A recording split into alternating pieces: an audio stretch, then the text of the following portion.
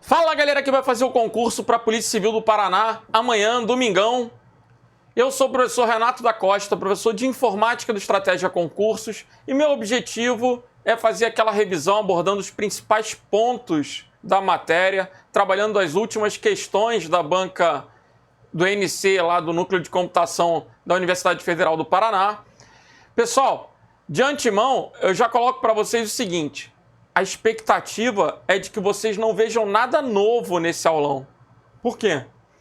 Porque numa revisão, tudo aquilo que era importante já deve ter sido estudado.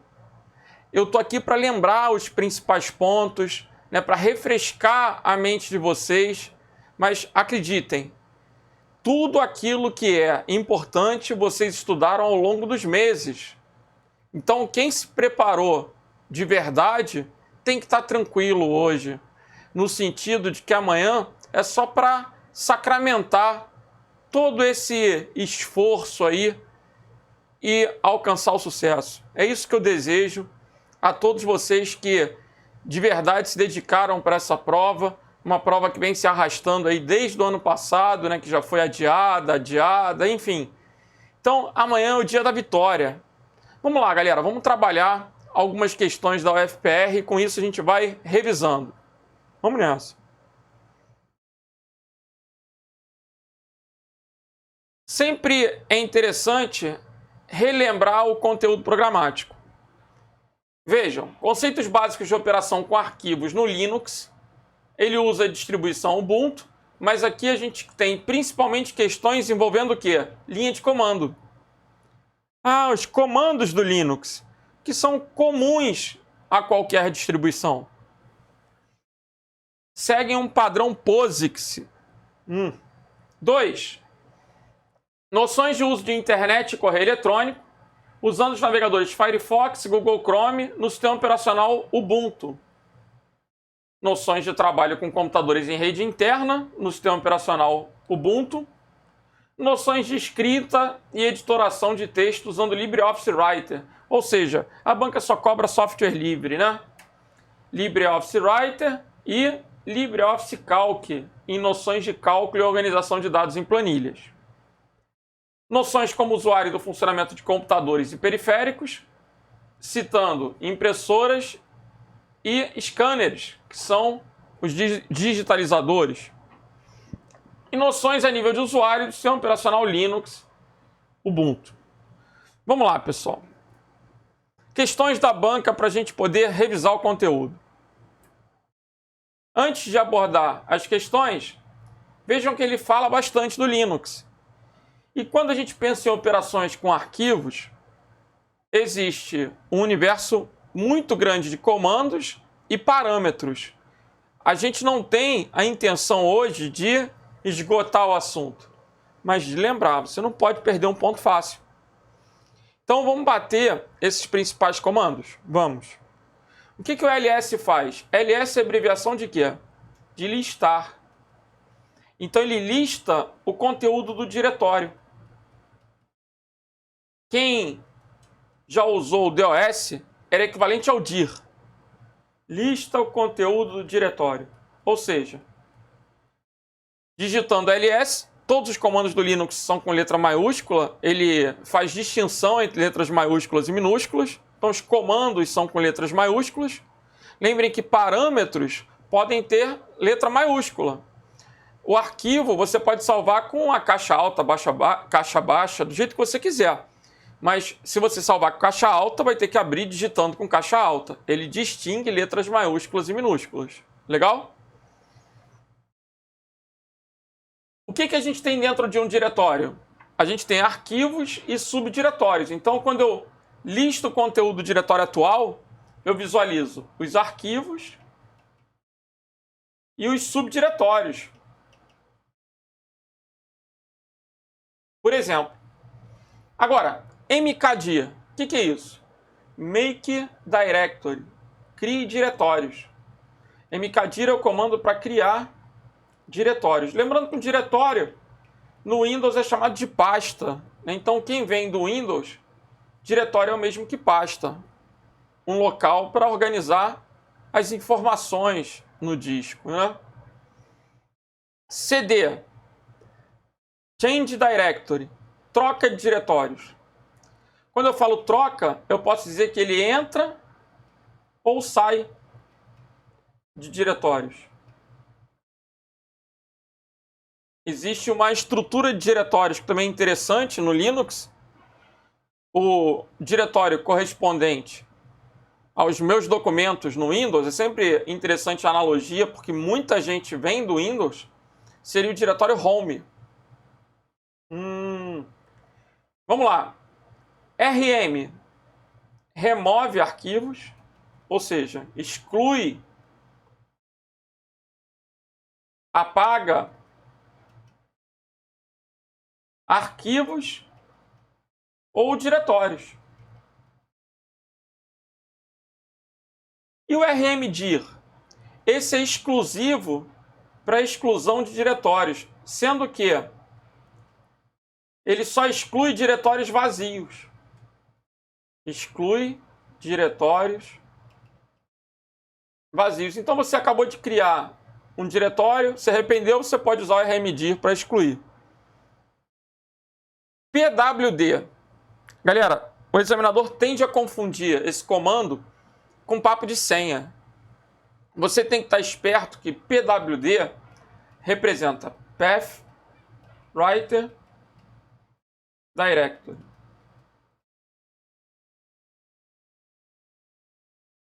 Na verdade, não é remendo, né? É caminho. Então, Path Writer Directory. Escreva o caminho do diretório.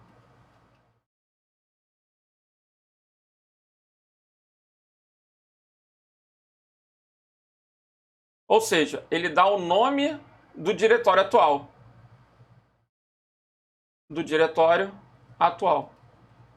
Ele dá o caminho do diretório atual. CP, copia arquivos.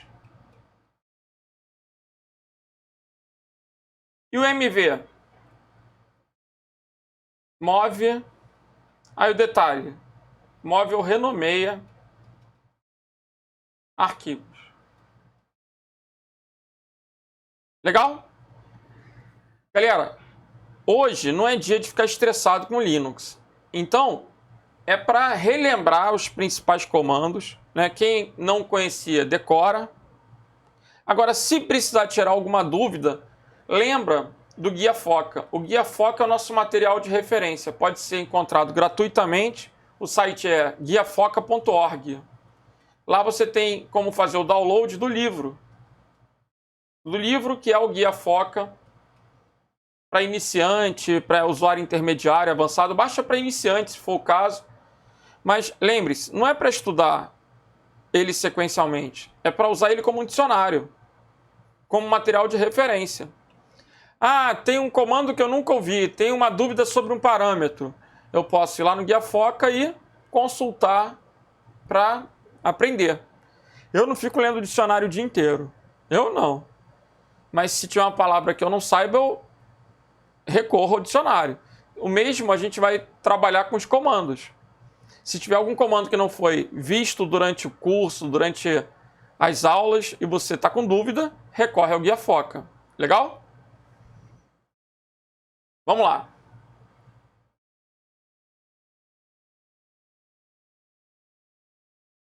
Assinale a alternativa que apresenta o comando para criar uma pasta. Para criar uma pasta não pode ser MD, é mkdir. mkdir. Observa aí, ó. MD no Windows. Não cai o Windows na prova. Então, make directory. Agora, o nome da pasta, a sintaxe é mkdir espaço nome da pasta. O nome da pasta é meus trabalhos. É uma pasta chamada meus trabalhos. Por causa desse espaço, a gente tem que colocar os meus trabalhos entre aspas. Por isso o gabarito dessa questão é letra E. Se eu quisesse criar uma pasta Vasco, vamos colocar para cair. mkdir. Eu poderia colocar mkdir Vasco. Aqui não precisaria estar entre aspas. Por quê? Porque é uma única palavra. Agora, se eu quiser colocar Vasco da Gama, aí eu tenho que colocar entre aspas. Professor, E se colocar mkdir meus trabalhos, ele vai criar duas pastas, o mkdir meus e trabalhos. Então, para criar uma única pasta chamada meus trabalhos, eu tenho que colocar entre aspas. Ok? Por causa do espaço. Vamos que vamos.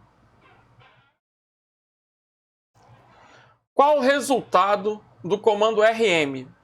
Aí tem o rm -r-f. Rm é para excluir. Então não pode ser mover, não pode ser mover. Vai ser apagar. Mas vai apagar o quê? Esse Rzinho é de recursivo. Então vai apagar recursivamente. E o F é para forçar, sem confirmação. Gabarito aí, letra C.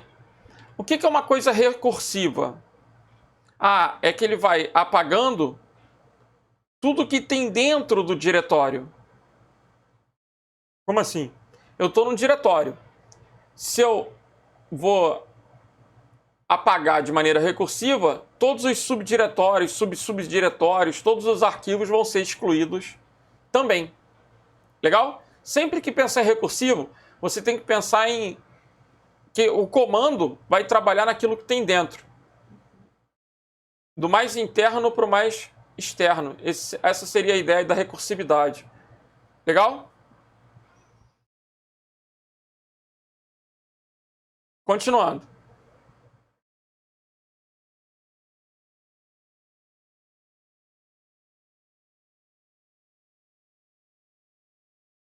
Qual a configuração no formato octal que dá direito de acesso de leitura, mais escrita para o usuário dono, leitura para o grupo e nenhuma permissão para outros? Como é que é esse papo de permissões de arquivo? Qual o comando que manipula isso? Como é que isso tudo funciona? Esse eu acho que é o assunto mais difícil do Linux, em contrapartida mais previsível, né? Então é aquele assunto difícil que a gente torce para cair. Vamos lembrar. Quando a gente pensa em permissões, a gente tem o usuário, o grupo e os outros. O usuário, o grupo e os outros. Quais são as permissões existentes? R, W e X. Respectivamente para leitura, escrita e execução. A gente pode usar o mais ou menos para adicionar ou remover. E a letra A, caso venha a ser empregada, ela vai representar all, ou seja, todos. O comando chmod é o comando que vai permitir alterar permissões. Então eu posso, por exemplo, colocar chmod. Eu posso colocar aqui o G mais R. Eu posso colocar A menos X aula.odt, que é a extensão do Writer, por exemplo. O que eu estou dizendo? O usuário e o grupo vão ter a permissão de leitura e todos vão ficar sem a permissão de execução. Eu estou inventando uma sintaxe. Eu preciso que vocês entendam que as letrinhas vão poder ser usadas para representar a permissão propriamente dita, RWX, e o usuário, grupo ou outros. O usuário é o dono do arquivo, o grupo é o grupo que aquele usuário pertence e outros são os demais. A representa o quê? Todos. E eu posso colocar mais ou menos para remover permissões. Agora, na representação octal, a gente vai ter o R valendo 4, o W valendo 2 e o X valendo 1. Isso é uma regra. Não muda. R vale 4, W vale 2, X vale 1. E aí a gente vai ter valores de 0 a 7. São as possibilidades. O que é o 0? É nenhuma permissão. O que é o 1? É só o X. O que é o 2? É só o W. Por quê? Vai fazendo as contas. 0 mais 0 mais 0, 0 mais 0 mais 1. 0 mais 2 mais 0, WX, aqui eu vou ter o R, que é o 4, R-X, 5, RW é o 6 e RWX é o 7. Então, se porventura você vir na prova um comando do tipo chmod,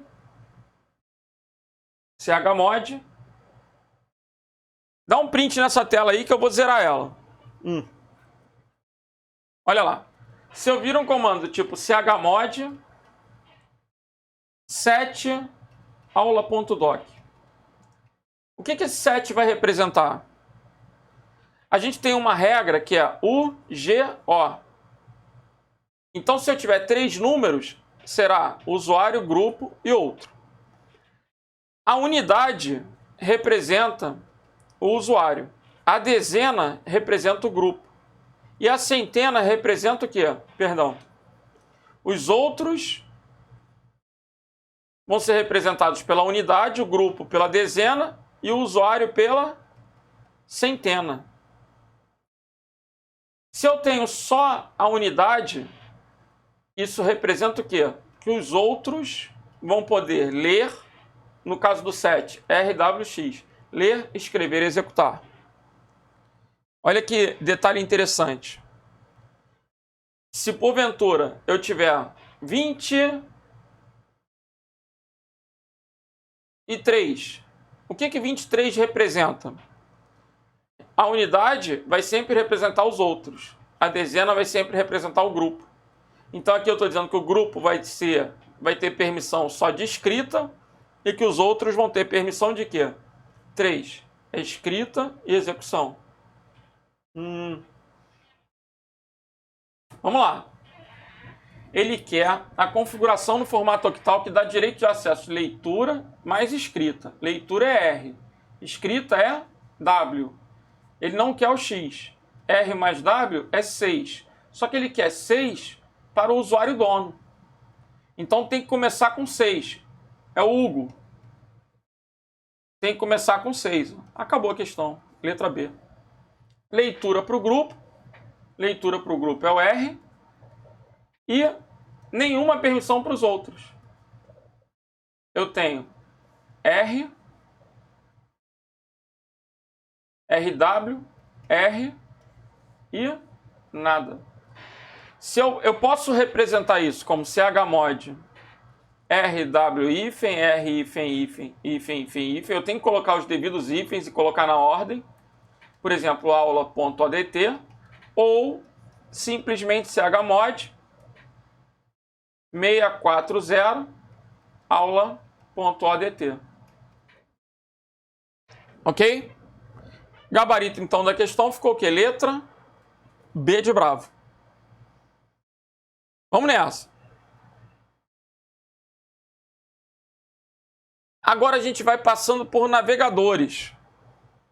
Utilizando o Internet Explorer, clicar em Ctrl J. O que faz o Ctrl J? Ctrl J exibe o gerenciador de downloads. O histórico de downloads tem a ver com downloads. Então, não importa se vai ser no Internet Explorer, que não cai na prova, se vai ser no Mozilla Firefox, se vai ser no Google Chrome. Ctrl J é o atalho para o gerenciador de downloads. Navegar na última página visitada, não. Acessar o menu de pesquisa, não. Exibir todas as páginas visitadas, não. Seria o Ctrl H, né, que é para histórico. Exibir e acompanhar seus downloads. Downloads, gabarito, letra, D de delta. Ok? É importante conhecer os atalhos dos navegadores. E as questões vão mostrar isso para a gente. Vamos ver essa questão da Prefeitura de Matinhos. Lembrando que todas são da banca. Nos browsers, nos navegadores, no caso Firefox e Chrome, que possuem o recurso de navegação no modo anônimo. Modo anônimo é o nome adotado no Chrome. E privativo é o nome do Firefox. É a mesma coisa, né? Anônimo ou privado. O que isso vai representar, pessoal? Esse modo é usado para a pessoa poder navegar sem deixar rastros na máquina. Como é que é? O usuário que estiver acessando o modo anônimo, ele vai continuar deixando rastros na internet, mas ele não vai deixar rastros na máquina. Então, por exemplo, se ele entra num site e faz uma compra fraudulenta com cartão de crédito roubado, ele vai poder ser rastreado? Vai, pelo IP. Agora, se ele entra num monte de página de sacanagem e não quer que a consorte veja, ele vai ficar tranquilo? Vai ficar tranquilo. Por quê? Porque ele tem a certeza que não ficará salvo no histórico, não ficará arquivos temporários, os cookies não vão ficar na máquina, ou seja, não deixará rastros, vestígios daquela navegação naquele computador. É interessante. Vamos lá. Quais são as exceções, que são até bem óbvias? Se eu fizer um download, óbvio que, independentemente do modo, o arquivo foi salvo no disco, downloads ficam. O que não fica é o histórico do download. Legal? Mas o download fica na máquina. E se porventura eu adicionar alguma coisa a favoritos. Porque se eu adicionei, é porque eu quero poder acessar posteriormente. Aí vai ficar em favoritos no teu navegador. Legal? Então downloads e favoritos ficam na máquina. Os demais dados não são armazenados. Essa é a ideia da navegação anônima.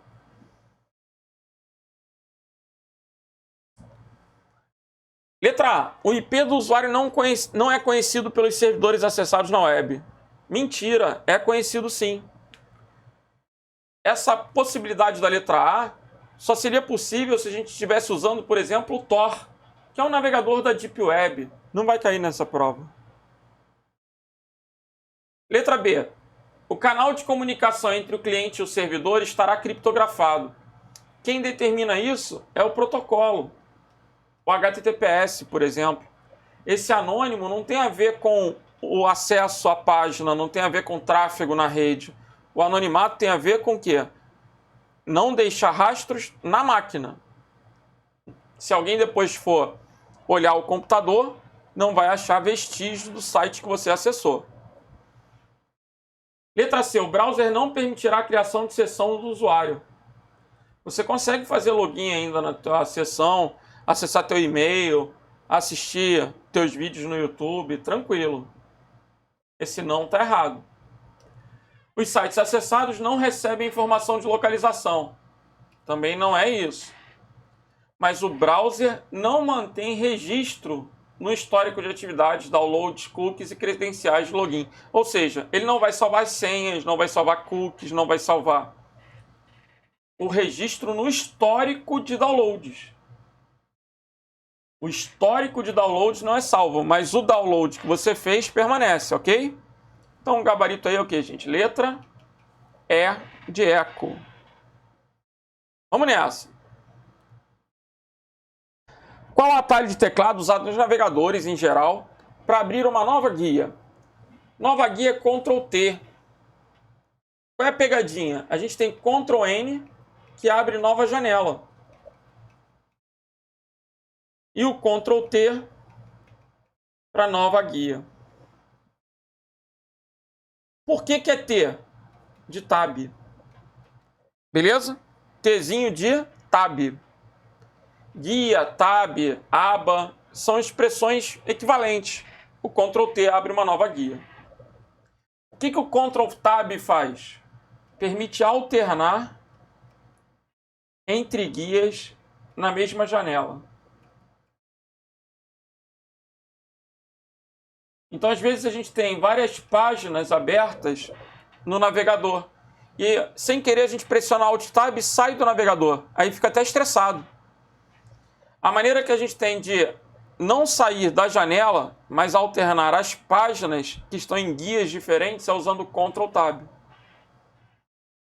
O Ctrl+W é para fechar. É a mesma coisa que o Ctrl+F4, por exemplo. Ctrl W é para fechar. O Ctrl T é o gabarito e o Ctrl D, o Dzinho aqui é de adicionar. Ok? O Ctrl A é para selecionar tudo, o Ctrl D é para adicionar a favoritos.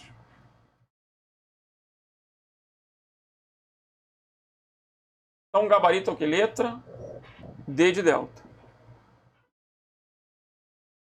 Sobre as teclas de atalho dos principais navegadores, numere a coluna da direita de acordo com a sua correspondência com a coluna da esquerda. Ctrl T, nova guia, item 1. Ctrl N, nova janela, item 2.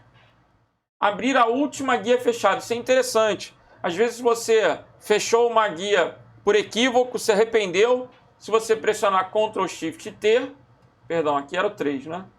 Pressionar Ctrl Shift T, ele abre a última guia fechada. Atualizar a página é o Ctrl R ou F5. E duplicar a guia, abrindo a guia atual em uma nova guia, aí por exclusão a gente vai pensar em quê? No item 5. Sendo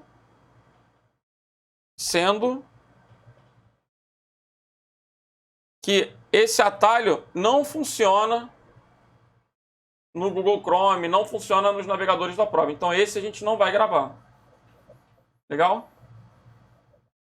Essa questão a gente mataria por exclusão. 1, 3, 2 e 4. 1, 3, 2 e 4. Gabaritozinho, letra B de bravo. Por que eu estou riscando o item 5? Porque Internet Explorer não cai. Ah, então os outros servem. Os outros são comuns a todos os navegadores. Legal. Passando dos navegadores, a gente vai para dispositivos computacionais, né? Fundamentos de computação. Hardware é o recurso físico responsável pela entrada e saída de dados no computador, pelo processamento, pela memória. Né? O computador ele é dividido em dispositivo de entrada e saída, processador e memória. Selecione a opção que apresenta apenas dispositivos de entrada. O dispositivo de entrada ele faz a relação do homem para máquina. Isso é a entrada. Então, quem é que envia informação do homem para a máquina? O teclado. Monitor não, monitor é saída. O scanner é entrada. Então eu tenho entrada, saída e entrada. Monitor só seria de entrada se ele fosse, no caso, híbrido. Se ele fosse um monitor touchscreen, aí ele seria de entrada e saída. Mouse é só de entrada, monitor é só de saída e impressora é de saída. Joystick padrão é só de entrada. E se for com vibra, aí é híbrido, mas falou só joystick de entrada, impressora de saída, alto-falante de saída. Impressora, saída, alto-falante de saída e monitor de saída. Caneta ótica, a gente usa, por exemplo, para ler um código de barra de entrada. Leitor de código de barra de entrada também. E teclado de entrada também. Então, o gabarito é o que? Letra E. A questão anterior, gente, é para aumentar a autoestima. Ninguém pode errar uma questão de dispositivo de entrada e saída. Entrada faz a relação do homem para a máquina. Saída faz a relação inversa, da máquina para o homem. E existem aqueles que são híbridos, né, que são tanto de entrada quanto de saída. Como, por exemplo, impressora multifuncional, monitor touchscreen, joystick com vibra. Legal? Voltando. É um periférico de entrada, responsável por digitalizar imagens. Quem é que digitaliza? É o scanner. Gabarito aqui, gente. Letra B de bravo. Scanner é um digitalizador de imagens. O que a gente vai acrescentar? Lembra que o scanner pode trabalhar com um programa chamado OCR. O que o OCR faz? Reconhecimento óptico de caracteres. Então, se eu quiser passar um texto de um documento impresso para o Word, eu posso passar usando um OCR. Não entendi. Num primeiro momento, quando eu escaneio um documento, ele vira uma imagem, uma foto. Se eu quiser converter aquele documento em texto, para poder alterar tamanho, apagar, enfim, como se eu tivesse digitado, aí eu tenho que ter um programa chamado OCR que faz o quê? Reconhecimento óptico de caracteres. É o que tem relevância aí para o scanner. Legal? Agora, lembrar que o CD-ROM é só de entrada, é aquele dispositivo que só permite leitura, a leitura é um processo de entrada, o modem é de entrada e saída, e o plotter. O que faz um plotter? É uma impressora de grande porte, imprime em grandes formatos de papéis. Como assim? Imprime faixas, cartazes. Eu costumo até lembrar das plantas. Rapaz, volta e meia tem um cara que bota lá. Que tipo de planta que ele imprime? Vegetal? Não, meu filho, planta arquitetônica, né? Planta de engenharia. Lá o cara fez um projeto em CAD, que é imprimir um papel A0, A1, A2. Aí ele usa um plotter, uma impressora para grandes formatos de papéis. Então o gabarito aí da questão é letra B de bravo.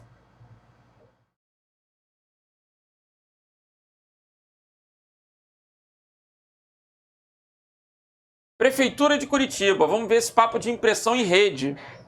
Para imprimir um documento numa impressora de rede interna, localizada em sala diferente daquela onde esteja o computador com o documento que se deseja imprimir, é necessário que esse computador esteja ligado à rede, tanto faz a rede cabeada ou a rede sem fio, pessoal. Não pode ser só cabeada nem só sem fio, né? Tanto faz cabeada ou sem fio. Quando ele coloca, é necessário, é indispensável que seja numa rede cabeada? Não. Pode ser cabeada ou sem fio. Então eu vou ficar entre a C e a E, cabeada ou sem fio. E com o driver da impressora instalado. Legal. O driver vai ser o quê? O software que vai dirigir aquela impressora. Vai permitir que eu utilize a impressora. Lembrem da diferença de driver para drive. Drive é um hardware. Drive é para CD, DVD. Agora, driver é um programa para instalar um equipamento. Comprei uma impressora, vou instalar o driver da impressora. Comprei um scanner, vou instalar o driver do scanner. Hoje tem muitos equipamentos que dispensam o uso de driver, no sentido de ter que instalar, porque são equipamentos plug and play. Aí quando você conecta, ele já reconhece, já habilita. Isso é uma possibilidade do sistema operacional. Legal?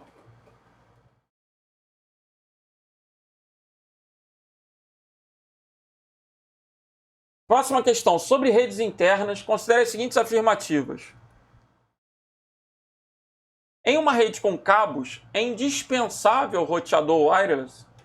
Você vê que não cai rede no edital, mas o examinador ele cobra o funcionamento da impressora na rede. Então esse tipo de questão é interessante para a gente lembrar que o roteador wireless é usado nas nossas residências como um ponto de acesso sem fio à rede, né? Tanto a rede WLAN quanto a internet.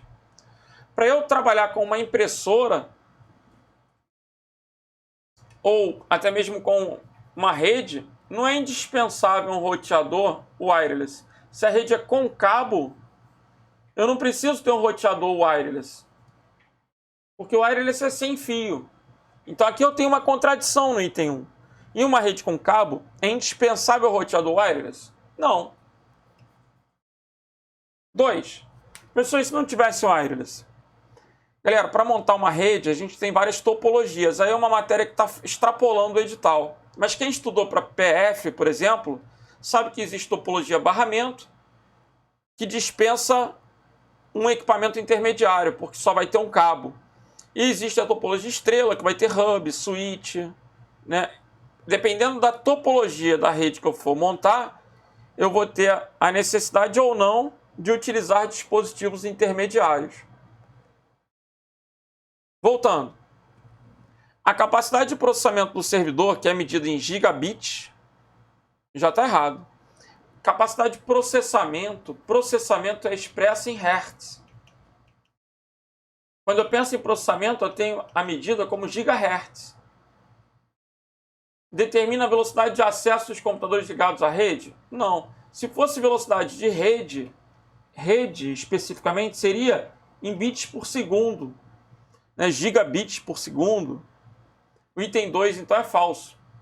Os itens 1 e 2 estão errados. O 2 é falso, o 1 e o 2 são falsos.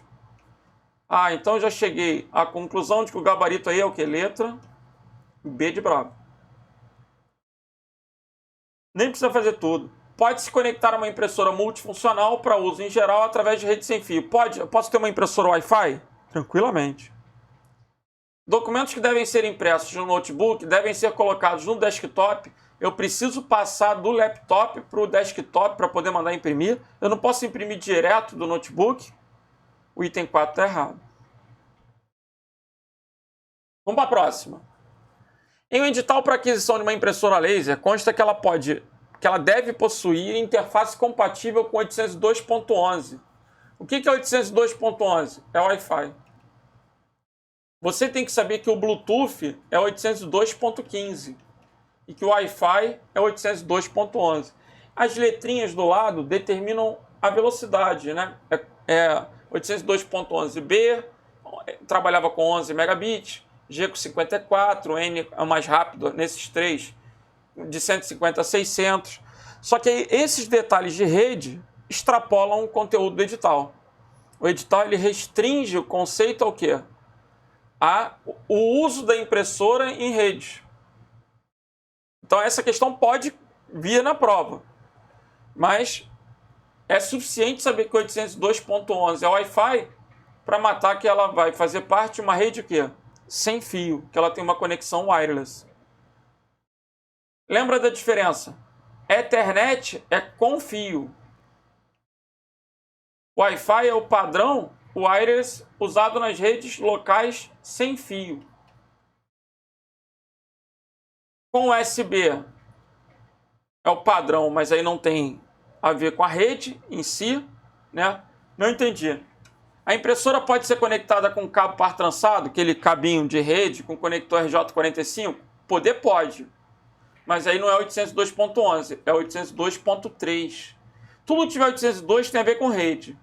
O USB não é para rede, então não tem a ver com 802. Cabo paralelo é aquele cabo velho. Impressora velha. Quem é cascudão aí deve lembrar de um cabo que tinha um conector Centronics com 25 pinos. Caramba! Era o cabo paralelo. USB todo mundo conhece hoje em dia, até por causa do celular. Então o gabarito aqui ficou o quê, gente? Letra A de alfa. Próxima questão. Identifique as afirmativas como verdadeiro ou falso. Para que uma rede interna de computadores funcione corretamente, é indispensável que o servidor tenha grande capacidade de processamento em gigabytes. A gente já falou que processamento em hertz. E a capacidade de armazenamento em megahertz? Não, essas siglas estão trocadas. Ok? E não é necessário. Então, item 1 é falso. Item 2. Se um access point, que a gente vai visualizar como aquele equipamentozinho com a antena para poder acessar o Wi-Fi. Se um access point está conectado em uma rede, é possível conectar um notebook através da rede sem fio? Sim. Através da rede sem fio também podemos conectar uma impressora? Sim, com fio ou sem fio. Um determinado computador ligado em uma rede interna só terá acesso a uma única impressora. Falso. Eu posso ter várias impressoras disponíveis, tanto na rede quanto localmente. Então, falso, verdadeiro, verdadeiro e falso. Falso, verdadeiro, verdadeiro e falso. Letra A. Outra questão para levantar o moral, hein? Véspera de prova é assim. Qual a extensão do calc? ODS. ODS 2. Qual a extensão do writer? ODT 5. Então tem que ficar com 2 e 5. Formatos de arquivo. O impresso não cai na prova, mas é ODP. E aí, gabarito letra C. Ok? Ah, professor, mas as outras não caem, eu não preciso saber. Legal. Eu quero que você saiba que ODT é do writer e que ODS é do calc. Esses dois estão explícitos, você tem que saber. São as extensões default, padrão desses programas. Agora a gente tem algumas questões envolvendo essa planilha. São questões da Câmara de Curitiba. Vamos ver. Para encontrar a quantidade de abastecimentos do veículo identificado como carro 4, qual das funções é utilizada para contar? Porque quantidade é uma contagem. Não é uma soma, é uma contagem. A quantidade de veículos carro 4. Pessoal, contar C é uma função que não existe. Existe conte.num, olha o pontinho. Conte.num, conte.valores. Existe conte.c, conte.6 e a pegadinha que é contar.vazio. Essas são as funções de contagem que podem cair na prova. Enquanto as funções de contagem têm ponto, as funções de soma não têm ponto. As funções de soma comumente não têm ponto. Ok?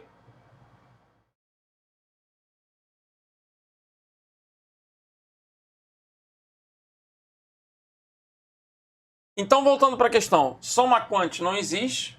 Eu vou aprender então que tudo que é quant tem ponto, soma não tem ponto.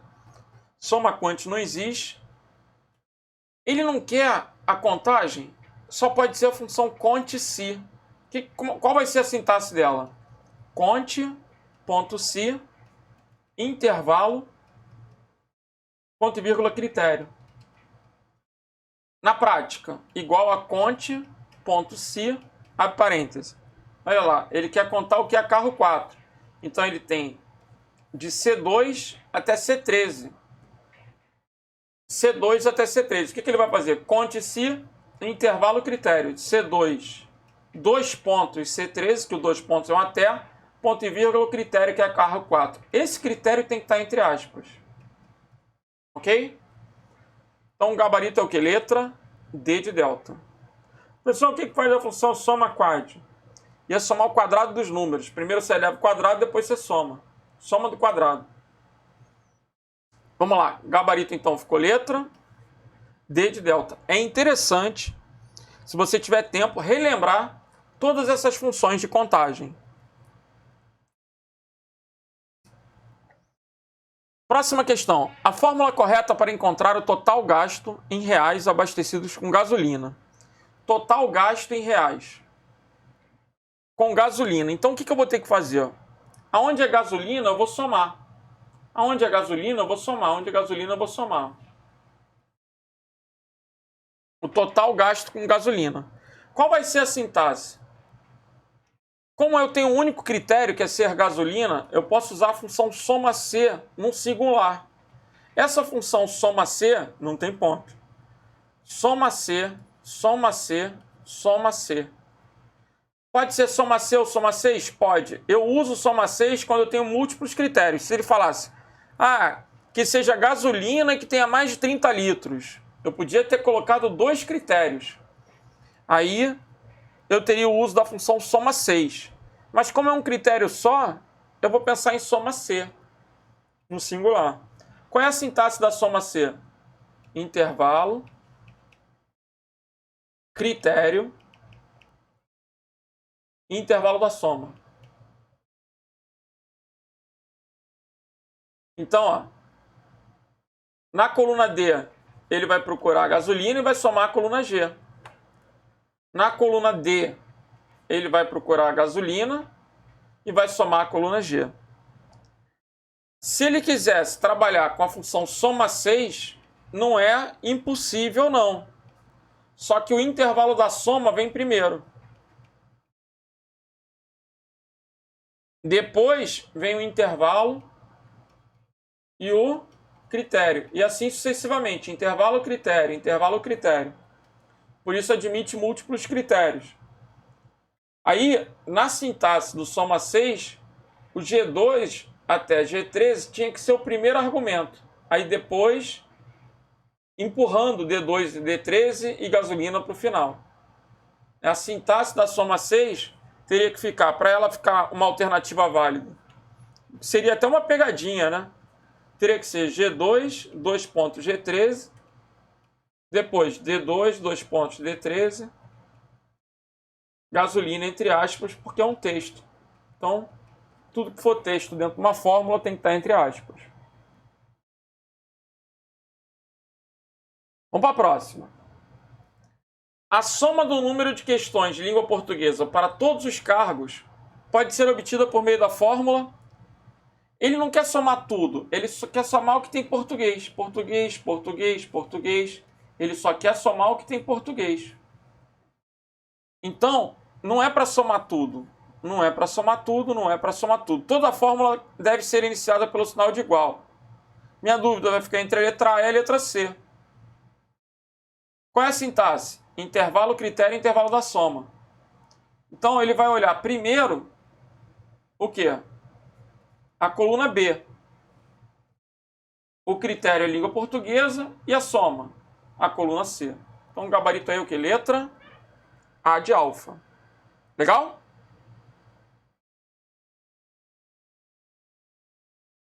Vamos que vamos.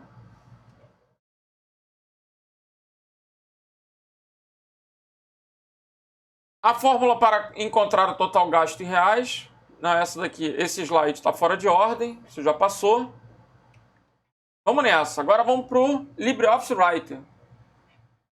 No LibreOffice, versão que substituiu o BR Office, qual a funcionalidade do botão, do símbolo? Olha aí. Esse símbolo representa o quê? O mapa de caracteres. Insere caracteres especiais. Símbolos. Símbolos. Caracteres alfanuméricos. Então, o gabarito aí é letra B de bravo. Estou querendo mostrar, gente, que a banca pode cobrar botãozinho do LibreOffice. Então, não custa nada entrar lá no editor de textos, né? E dar uma olhada na diferença dos botões em relação ao Writer e o Word. Se é que tem algum botão aqui que você considera que não é tão sugestivo, né? Porque se cair o botão da impressora, ô meu filho, se tu errar, não passa no psicotécnico. Né? Mas vai cair um botãozinho desse daqui, ó. Esse botão aqui parece um relógio, tá vendo? Mas não é nada de relógio, é uma bússola. Chama-se navegador. É para navegar pelo documento. Ah, eu quero ir para a 10ª figura, quero ir para a figura 20, quero ir para a tabela 4. Mas o examinador, ele pega um botãozinho que parece com um relógio. É uma bússola. Ok? Deem uma olhada então nesses ícones que vocês podem ter uma estranheza, que vocês não têm uma sugestão, não é tão intuitivo. Né? Dá uma olhadinha. E relembra os botões que são tranquilos também. Negrito, itálico, sublinhado, taxado, sobrescrito, subscrito. Vamos nessa.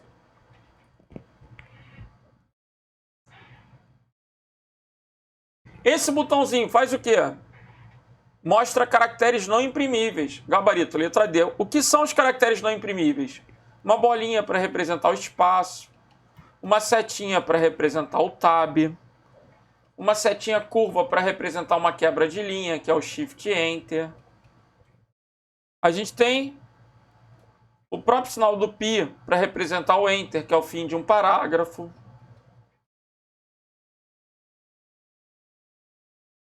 Então, o gabarito é o que? Letra D de delta. Galera, com isso, a gente vai encerrando a nossa revisão.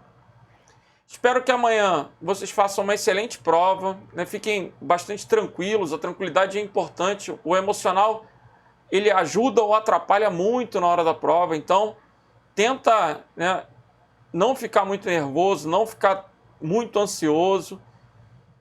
É difícil, lógico que é, mas é um fator que você tem que considerar. Então, descansa bem e amanhã muito sucesso. Eu vou estar ansioso também com relação às questões. É óbvio que a galera conseguindo, né? Não sei se vocês vão conseguir sair com a prova, enfim. Mas se porventura, assim que a gente tiver acesso às questões, a gente vai estar tentando dar o gabarito preliminar, tentando verificar a possibilidade de algum recurso. Qualquer dúvida, entre em contato comigo ainda hoje. Pode mandar mensagem no Instagram. Meu Instagram é @prof.renatodacosta. Legal? Então, precisando, se for alguma coisa urgente para tirar dúvida, a gente acaba... O Instagram é meio que uma cachaça, né? Então, a gente acaba vendo as mensagens no Instagram com bastante rapidez. Eu tô aí para ajudar, galera. Um grande abraço para todos. Sucesso na prova. Vamos que vamos.